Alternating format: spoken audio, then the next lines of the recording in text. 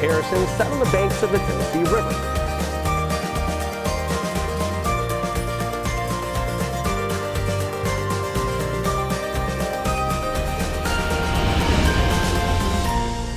Welcome to another edition of 3 in Your Town, where we celebrate the people, places, and things that make this area so unique and so wonderful. This half hour, we're kind of all over the place, and it has to do with, in part, I've been driving up and down these roads for so many years now, and I keep passing these same businesses, and I think I gotta go in there at some point in time. I gotta see what's on the inside. So the first place we visited was the Folk Music Store in Red Bank. It's on Dayton Pike, and if you haven't been in there before, even if you have been in there before, I'm not really sure you ever know what you're going to get by the time you go in, and I don't think they know what they're going to give you until the time you leave. It's half comedy store, half music store. Check it out. We've had a sanitary for a long time, husband daycare. Free husband daycare. Free husband daycare. And all you had to do is drop off. But they never came back to get him. With a list of meds. It's been 4 years now. And this is Bull. We call him Bull. And but he's been an entertainer in nursing homes and on stages all around the tri-state area. Great comedian. Comedian. It's hard to picture him with a coconut bra on a grass skirt, but he's been there and done that. Well, the 3 cups is what threw everybody off. Yeah. You can't take yourself too seriously in Red Bank's Folk Music Store. Yeah. It's not a bald spot. It's actually a solar panel for a love machine. It is not. No. What you can take seriously in here is the level of musical prowess. True to form, this music has a background in oral tradition, so do the reasons for playing these songs today. My dad used to tell me when he would ride the streetcars in the mornings, in the evenings, whatnot, here in Chattanooga, this would be back in the 1930s, that every street you'd hear somebody playing music, because they was pre-air conditioned, so they had the windows open. During the spring and summer, they'd be out on their porches or in their yards playing music. But everywhere you went, there were people playing music. And it's been part of people's lives, part of our society's life, for millions and millions and millions and millions of years, and then in 50 or 100 years, it's just been cut out. The numbers vary, of course, but studies indicate that less than 20% of Americans regularly play an instrument today, something that doesn't sit well in here. Music's a way to escape. It's a way to, when people, it's tough getting up running with some stuff, but once they learn the fundamentals of it, and it's just like everybody else, the more you play, replicate it, the easier it gets and the sharper you get. They're no smarter than you are. They've just done it long enough, they've made it smoother and quicker. It's a way to give to yourself a lifetime gift that keeps giving back, not just you, but to others. In addition to selling instruments, these guys are going to show you how to use them, and maybe most importantly, they're going to introduce you to other musicians to play with, no matter what skill level or genre. But as it is, somebody could come in here and say, I'm interested in playing banjo or whatever. And we'd have them playing something in a matter of literally minutes, usually the bass or auto harp or something like that. Yeah, the idea is to build a community of musicians.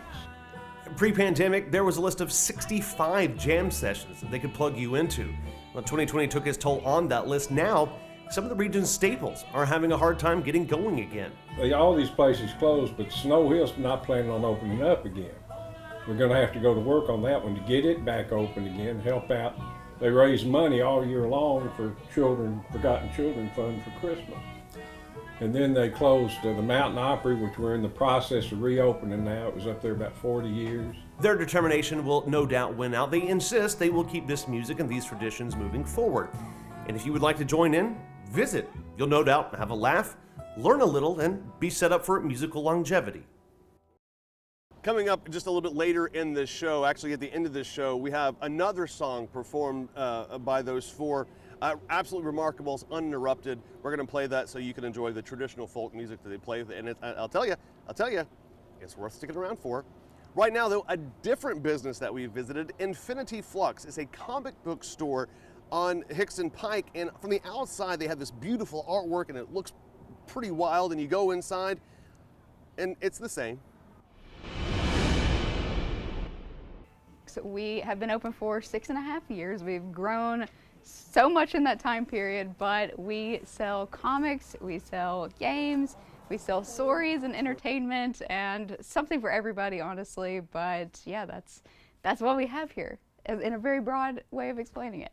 There's an unusual level of optimism and creativity flowing through the building at Infinity Flux. I love coming in, and I read comics in my off time. I make comics in my off time. Andy is the comics manager here. He is a wealth of knowledge on the subject and loves sharing it with customers. There's a value in these comics for him. There always has been. They're just as good, if not better, of reading material for kids to learn how to read, because you get picture and word association, which you don't have in novels and things like that. So when I was growing up, my dad read comics when he was a kid, and so those characters, I would always ask him questions about, well, who's your favorite characters? And there was never a question of, well, that's a waste of money or anything. It was always like, you're reading, that's awesome. Collecting comics has never not been popular, but lately it has grown to a whole other level. It was probably Iron Man 1 that really kicked it off, but it's been a slow build until it is now such a common, kind of the common consciousness of people now, that you've got whole families going to movies for them, and now you have whole families coming in here being like, my kid loves this movie, what do you recommend? My kid loves Spider-Man. Have adults being like, I haven't read comics since I was a kid, but I want to get back into them. It's really exciting right now. Part of the growth in comics can be attributed to the fact that it's now not just Iron Man, Aqua Man, Superman. Diversity is now the name of the game. A lot of people do have this maybe antiquated notion that girls don't like comics, or there aren't comics made for girls. Couldn't be further from the truth. Especially in our store, we cultivate an atmosphere where everybody's welcome. And literally, comics are like any other medium. If girls like movies, if they like books, there is just the same with comics. There's something made for them. And I would say now more than ever, not only obviously do you have characters on the big screen with Wonder Woman, Captain Marvel that are, females to represent, but I can point you to no less than 30 titles that I'm staring at right now that feature a woman, girl, main character, and that's super inspiring. This local business provides a place for like-minded fans to gather, discuss, and share. I'd like people to know that there's something here for you. If you like to read, if you like entertainment of any sort, if you like to smile, laugh, just talk to other human beings who like more than the mundane, you're going to want to stop in. So that's what I think we provide, what I hope to provide.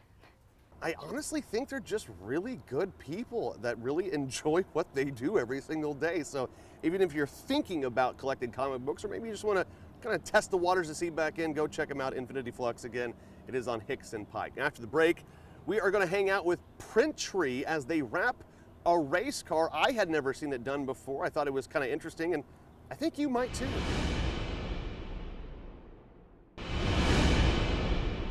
We sell wheels, specialize in muscle cars, hot rods, anything from early Model A's to probably mid-'80s cars. The men and women at Chattanooga's Rocket Performance Machine know good wheels and performance cars. David bought the Datsun 280Z back in 2015, and it was just going to be a toy car for us to play with. And then in 2017, we launched the Pro Touring wheels like this one. This is the Attack, which is a lightweight, semi-forged, for lack of better words, racing wheel. And that's the market trend that the muscle cars are going towards nowadays. And what better way to advertise a wheel than build a car that's made to do what the wheel's made to do. In addition to his sales manager duties, Darren also drives Rocket Performance's cars. As soon as he gets this 280Z wrapped, he's off to showcase it in Nashville. Wrap is just easier for maintenance. You don't have to worry about scrapes and scratches from hitting cones or running off the track into the gravel. If it gets messed up, you can replace a panel instead of having to repaint the whole car. For the wrap job, Rocket Performance reached out to Chattanooga's Print Tree. You've no doubt seen their progressive work around town. Corey and Jonathan's work speaks for itself, although the two aren't real sure how to classify their own selves. Yeah, you can't just say you're a professional rapper. I do sometimes. But they do know about the amount of work it takes to get the job done, and it's far beyond what people outside of the industry would understand. You have to make the surface of the thing cleaner than your dinner table. basically, before we wrap a car, it is cleaner than it came from the factory. In addition to putting this artwork together, you also have to know how to take a lot of the canvas apart. To wrap, you kind of have to be a half chop shop, like stripping mirrors off, spoilers, door handles, fenders, there's cars that get taken apart, like Corvettes. You take stuff off of it and then completely put it back together. Some projects can take just a couple of hours, but projects like matching this 280Z to its cousin Camaro, well, they can take several hours. But time is something it takes to get this very public artistry right. Trial and error. Lots of practice. 14 years of practice. Yeah, had to screw up a lot of film before I would get it right. At the end of the day, though, when all the pieces come together, it turns out to be a very beautiful thing. Anytime when you're driving the Camaro, when it's been wrapped, like if it's just a plain car, they see a muscle car, right? But when you get the graphics on it, people are like, oh, that's race car looking. So you get a lot of heads turned, you get kids waving at you, hollering at screaming out the windows their parents' car driving by, you get people telling you burn house and all kinds of silly stuff. You're just like, oh, there's cops back there, no thanks. I know some of you might be thinking, well, gosh, it would have been nice to see how fast that race car actually went, and I'll agree with you. However, sometimes videos can be considered evidence. I'll just assure you it goes real fast. All right, much more to come on the other side of this break. Stick around.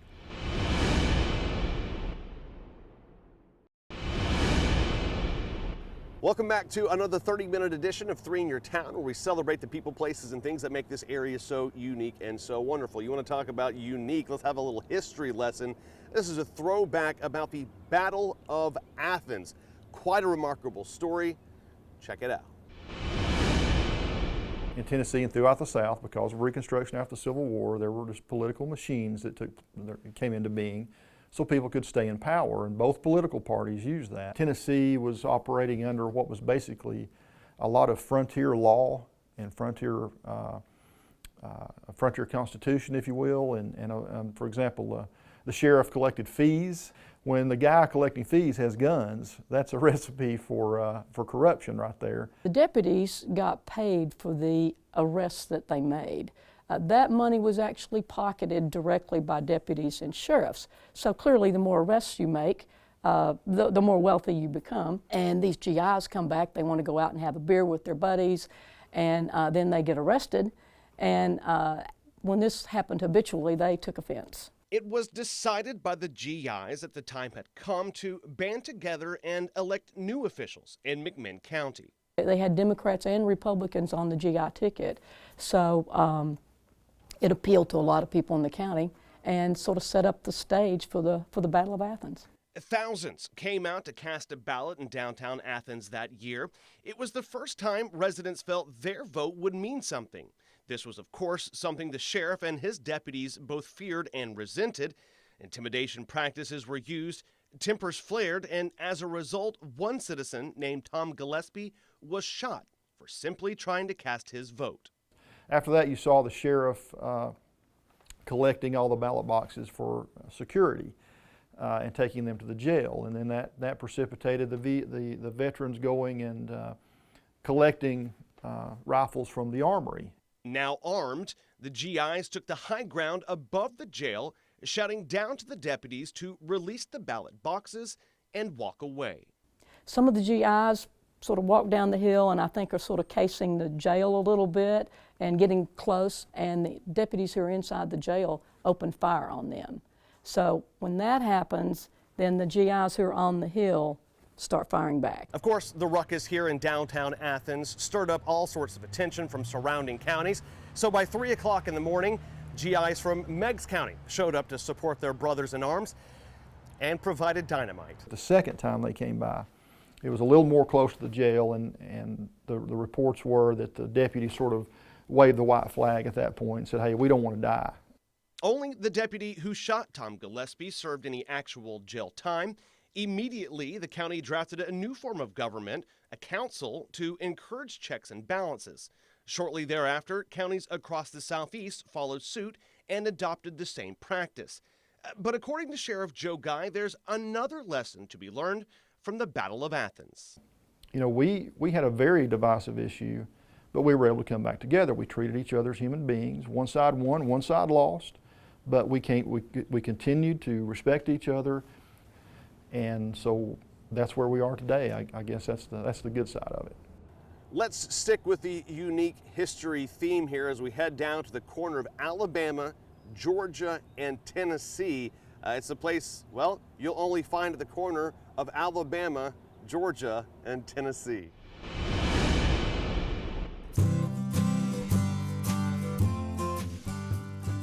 Okay, so it might not be omnipresence, but this is still pretty cool. This marker right here indicates that you are in 3 different places at one time.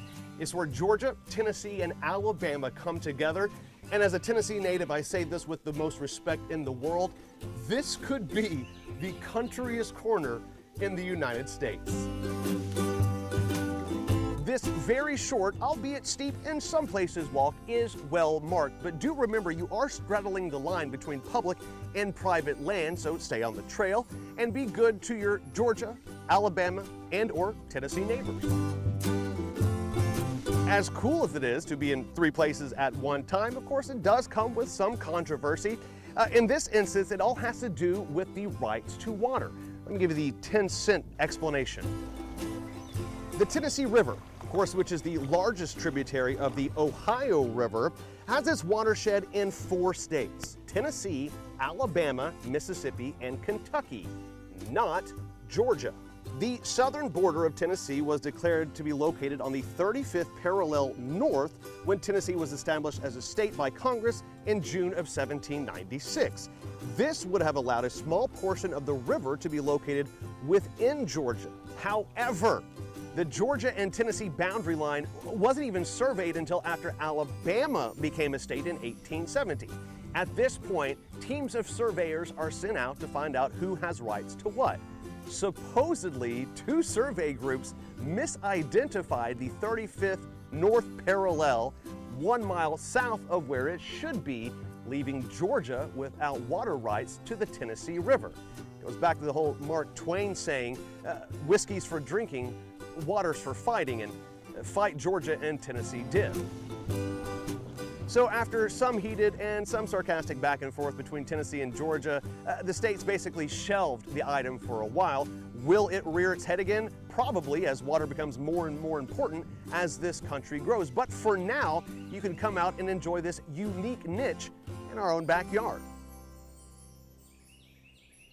Go check it out. Your GPS should plug you right into where you need to be. Okay, after the break, as we promised earlier, a little bit more from the folk music store in Red Bank. We're going to have a performance by them. Stick around. It is a cannot miss.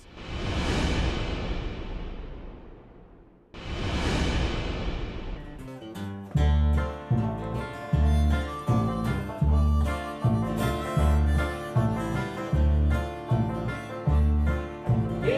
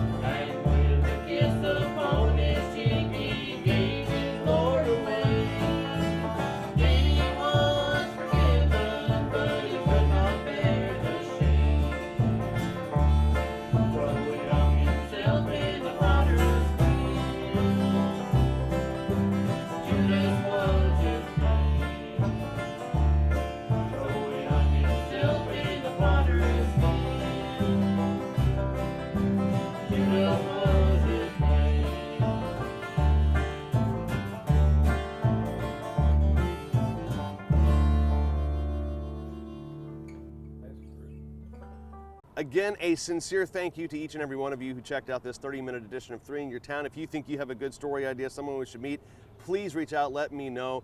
Love learning new things, meeting new people, and sharing that with our audience. All right, until next time, everyone, be good to yourself and to others.